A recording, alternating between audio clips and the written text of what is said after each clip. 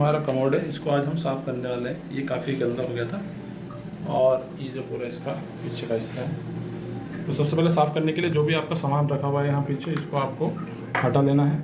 और जो कमोड है उसको अच्छे से पहले थोड़ा गीला कर लेना है। तो इसको हम हल्का हल्का पीछे की साइड से सभी जो सरफेस है उसको गीला कर लेंगे अच्छे से, जिससे कि जो आपका क्लीनिंग एजेंट आप लगाने वाले हैं, हार्पिक या कोई और जो भी यूज़ कर सकते हैं, वो आसानी से आपका इस पर स्मूथली फैल जाए।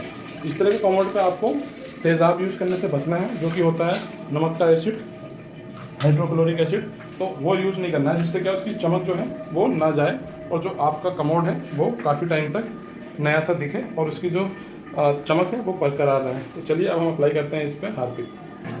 तो हमने मंगाया हुआ है, हार्पिक तो नहीं है, ये जो फ्लिपकार्ट का ऑन ब्रांड है उसका टॉयलेट क्लीनर है और ये देखा जाए तो काफ़ी सस्ता है एज़ कम्पेयर टू हार्पिक। ये 200 रुपीज़ का आता है आपका 1 लीटर।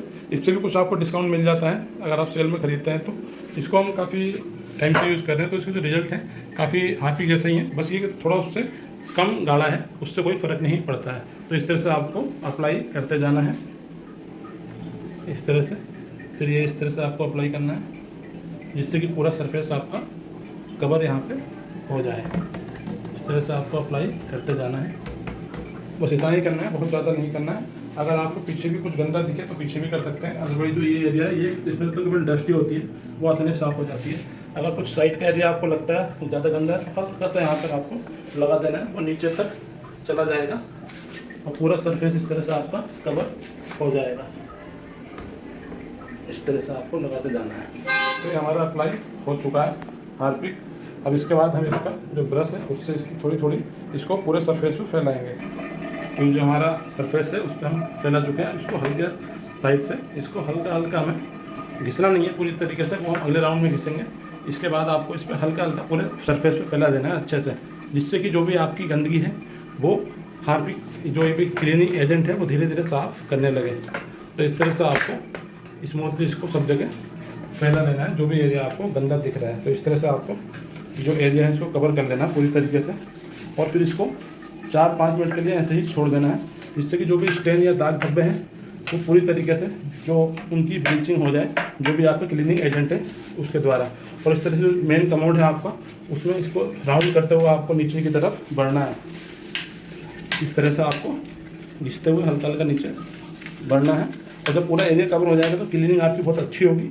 और आपको इसको कम से कम 4-5 मिनट के लिए छोड़ देना है। जो मेन होल है उसको इस तरह से जो भी उसके किनारे हैं, कोने हैं, उसको साफ़ करना है इस तरह से, क्योंकि मेन जो कोने होते हैं उन्हीं में गंदगी होती है।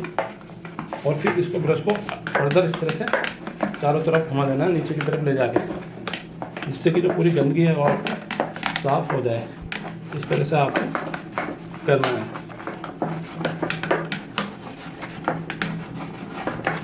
हर एंगल इसमें कवर करना है नीचे वाले पोर्शन में, क्योंकि सबसे डिफिकल्ट यही होता है। और अगर इस तरह का ब्रश लेते हैं इसमें आगे से ही पीछे से हो ब्रश, तो वो आसानी से इसको साफ कर पाता है। इस तरह से ब्रश आपको लेना है। तो ये हम कर चुके हैं। फर्दर इसका जो नीचे का पोर्शन है उसको फिर से हल्का हल्का थोड़ा घिस लेना है इस तरह से। तो ये हमारा अंदर का पोर्शन हो चुका है। अब जो बाहर का पोर्शन है फर्दर उसको एक बार आपको घिस लेना है, जो भी स्टेन इसने मिटाए हो या जहाँ तक ना पहुँचाओ वहाँ तक भी ये पहुँच जाए आसानी से। तो ये तो हो गया हमारे अंदर का पोर्शन। और फिर एक पोर्शन हो रहा है इस वाले जो पिछले हिस्सा है, इससे इसको जहाँ जो अंदर गंदगी है वो साफ़ हो जाए। इस तरह से आपको यहाँ पे करना है, इस तरह से करते जाना है आपको। यहीं पे सबसे ज़्यादा क्या गंदगी होती है, क्योंकि यहाँ पे जो नॉर्मल ब्रश है वो जाता नहीं है। इस तरह से आपके अंदर का पोर्शन हो चुका है। अब जो बाहर का पोर्शन है उसको आपको धीरे धीरे ब्रश से रगड़ना है। यहाँ पे ज़्यादा गंदा होता नहीं है, लेकिन फिर भी आपको यहाँ पे साफ़ करते रहना है, जिससे कि धूल मिट्टी डस्ट या जो हार्ड वाटर है उसको जो भी मिनरल्स हैं, स्केल है, वो यहाँ पे जमा ना हो। इस तरह से आपको साफ़ करते जाना है। जहाँ जहाँ भी हाथ पे गिरा है वो पूरी तरह से आपको कवर कर लेना है। फिर जो नीचे का पोर्शन है किनारे देख रहे हैं, यहाँ पे काफ़ी गंदगी मिलती है आमतौर पे। स्केल भी जमा होता है यहाँ पे, और जो आप नहाते धोते हैं उसका भी मेड यहाँ पे जमा हो जाता है। तो इसका जो नीचे का पोर्शन है ये इसमें आपकी वाइट सीमेंट होती है, तो इसको आपको धीरे धीरे ही साफ़ करना है। ज़्यादा अगर तेज़ करेंगे तो वो जो वाइट सीमेंट है वो धीरे धीरे उभरने लगेगी, जो आपका लीकेज शुरू हो जाएगा फर्श में आपके पानी का, जो भी पानी बाथरूम में यूज़ होता है। तो इस तरह से आपको ये नीचे का पोर्शन भी हल्के हाथ से क्लीन करते जाना है। और ये आपको हफ्ते में एक बार करना है, जिससे कि जो आपकी फर्दर गंदगी है वो जमा ना हो पाए। जब ज़्यादा गंदगी जमा हो जाती है तो फिर उसको साफ़ करना भी डिफिकल्ट होता है। तो बेटर है कि हफ्ते में एक बार आप अच्छे से इस तरह से सफाई कर दें, तो आपको ज़्यादा दिक्कत नहीं आएगी। तो जो बचा हुआ एरिया है वो भी हम कवर कर लेते हैं। तो ये हमारा बचा एरिया था, इस साइड का, दूसरी साइड का, लेफ्ट साइड का, इसको भी हम इस तरह से कवर कर लेते हैं। और जो ये पीछे नीचे का पोर्शन है, जहाँ जहाँ हार्पिक हमें दिख रहा है, उसको भी अच्छे से कवर कर लेना है।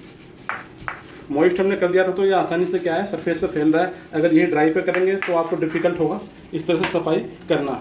तो इस तरह से पूरा जो जर्म्स हैं पूरी तरह से मर जाएंगे और जो आपका कमोड है वो अच्छे से साफ़ हो पाएगा। अब यही पोर्शन नीचे का है, इसको भी इस तरह से राउंड शेप में घुमाते हुए आपको करते जाना है। हल्के हाथ से करना है, नहीं तो जो सीमेंट है आपका वो उखड़ने लगेगा और फिर आपको इसकी फर्दर रिपेयर करानी पड़ेगी। इस तरह से आपको करते जाना है हल्के हाथ से। तो इस तरह का पूरा पोर्शन आपका साफ़ हो चुका है। अब जो पीछे की जगह है इसमें जनरली देखिए कितनी गंदगी है, तो इसको भी आप इस तरह से अंदर ब्लेड डालिए और इस तरह से साफ़ कर सकते हैं जो भी गंदगी होगी। ये पीछे का पोर्शन है, यही सबसे गंदा रहता है, इसको भी आपको साफ़ कर लेना है दोनों तरफ से। अब इस तरफ से भी हम साफ़ कर लेंगे इसको, देखिए कितना गंदा है। तो इस तरह से जो ये पोर्शन है उसको साफ़ कर लेना है। इसमें देखिए कुछ ये देखिए कितनी गंदगी है यहाँ पे। तो हमारा पूरा जो कमोड है वो साफ़ हो चुका है। देखिए इस तरह कुछ दिख रहा है साफ़ होने के बाद। अब इस पर हम पानी से इसको फर्दर साफ़ करेंगे। जो भी हमारा क्लीनिंग एजेंट या हार्पिक लगा हुआ है उसको साफ़ कर लेते हैं। चलिए अब इसको पानी की सहायता से हम साफ़ कर लेते हैं। इस तरह से आपको हल्का हल्का पानी डालकर साफ़ करना है। जहाँ जहाँ भी आपने हार्पिक लगाया वहाँ पर करते जाइए। इस तरह का कोई पाइप ले लें तो ज़्यादा अच्छे से साफ़ हो पाएगा। और जो माल्टी बक्का यूज़ करेंगे तो उसमें पानी भी आपका ज़्यादा इस्तेमाल होगा और वो अच्छे से धुल भी नहीं पाएगा। तो ये जो पोर्शन है ये बहुत ज़रूरी है, जो नीचे करने क्लीन करना। इस तरह से आपको यहाँ पे पानी मारना है, जो भी हमने अंदर की साइड क्लीन किया था। तो इस तरह से आपको क्लीन करते जाना है। फिर साइड का जो एरिया है उसको आपको साफ़ कर लेना है। इस तरह से आपको साफ़ करना है धीरे धीरे पानी डालकर। और जो ऊपर का एरिया है यहाँ पे केवल डस्टी होती है, तो वो आपके आसानी से साफ़ हो जाती है। और ये एरिया है आगे का, हमें इसको साफ़ कर लेना है अच्छे से, इससे कहीं भी हाथ में लगा ना रहे। इस तरह से आपको करते जाना है साफ़। ये पूरी तरह साफ़ हो चुका है। और जो पीछे का एरिया है उसमें देखिए अगर हम पानी डालेंगे तो कितना गंदगी निकलेगी। तो ये देखिए काफ़ी इसमें जो पोर्शन है वो गंदा हो चुका था। तो ये देखिए यहाँ पे जो गंदा पानी आ रहा है, जो भी डस्ट वस्ट सब पीछे से साफ़ हो चुकी है इस तरह। तो इस तरह से आपको जो वॉशरूम वो पीछे जो टॉयलेट है उसको साफ़ कर सकते हैं। फिर जो आपका ब्रश है जिससे आपने साफ़ किया था इसको आपको अच्छी तरह से साफ़ कर लेना है, जो कि इसमें हार्पिक या गंदगी वो हट जाए। नहीं तो ये क्या ख़राब होने लगता है, इसके जो बाल है वो झड़ने लगते हैं अगर आप इसमें जो भी क्लीनिंग एजेंट है उसको छोड़ देंगे तो ये तो हो गया आपका क्लीनिंग। देन एक बार आपको जो फ्लश है वो चला देना है, जो नीचे होल की गंदगी है वो भी साफ़ हो जाए। तो देखिए काफ़ी अच्छी क्लीनिंग आपकी हो चुकी है। जो भी हमारा हॉल का पोर्शन है आप चाहें तो एक बार और उसमें पानी चला दें तो इसके अंदर जो हमारा कमोड है वो पूरी तरह से साफ़ हो चुका है। इस तरह से आप साफ़ कर सकते हैं अपने जो भी बाथरूम का कमोड है आसानी से और सुपर तरीके से।